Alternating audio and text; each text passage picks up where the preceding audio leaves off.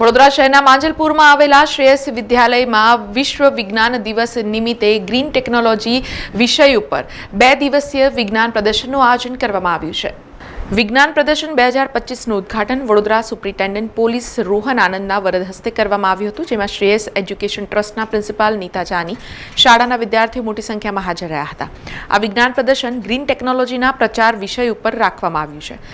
આ વિજ્ઞાન પ્રદર્શનના ઉદ્ઘાટન બાદ એસપી રોહન આનંદે વડોદરા પોલીસ હેકાથોન 2025 જેવા કાર્યક્રમોને પ્રોત્સાહન આપ્યું હતું, તેમજ વિવિધ યુનિવર્સિટીમાં યુવાનો સાથે સંવાદ કરી તેમણે કાયદા અને વ્યવસ્થાના સુધારા માટે ટેકનોલોજીકલ વિકાસને પ્રોત્સાહિત કર્યા હતા।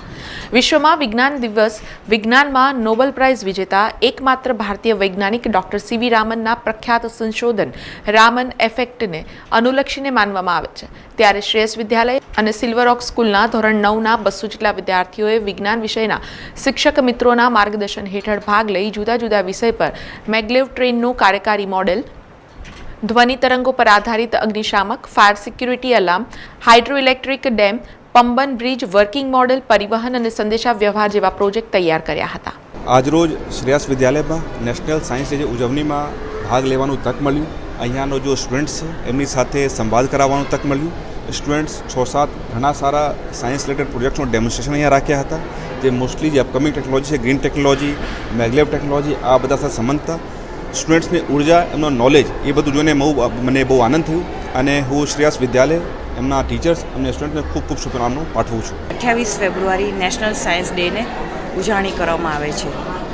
આજે અમારી શાળામાં આ વર્ષનો જે થીમ આપ્યો છે, science four sustainable development promoting green technologies, તેના પર આધારિત વિદ્યાર્થીઓ વિષય શિક્ષકોની મદદથી જુદા જુદા થીમ પર પ્રોજેક્ટ બનાવ્યા છે, જેમાં છે transport and communication, sensor fire extinguisher, Malav dam વગેરે પ્રોજેક્ટ ઉપર તેઓએ પ્રદર્શન કર્યું છે। આમાં અમારા સેકન્ડરીના સિનિયર ગ્રેડના વિદ્યાર્થીઓએ ભાગ લીધો છે। આજના આ સાયન્સ એક્ઝિબિશન 3 દિવસ ચાલવાનું છે। આજે તેના મુખ્ય અતિથિ અમારે રોહન આનંદ આઈપીએસ, કે જેઓ આઈઆઈટી ખડગપુર છે, બીટેક છે, તેઓના હાથે ઉદ્ઘાટન થયું છે।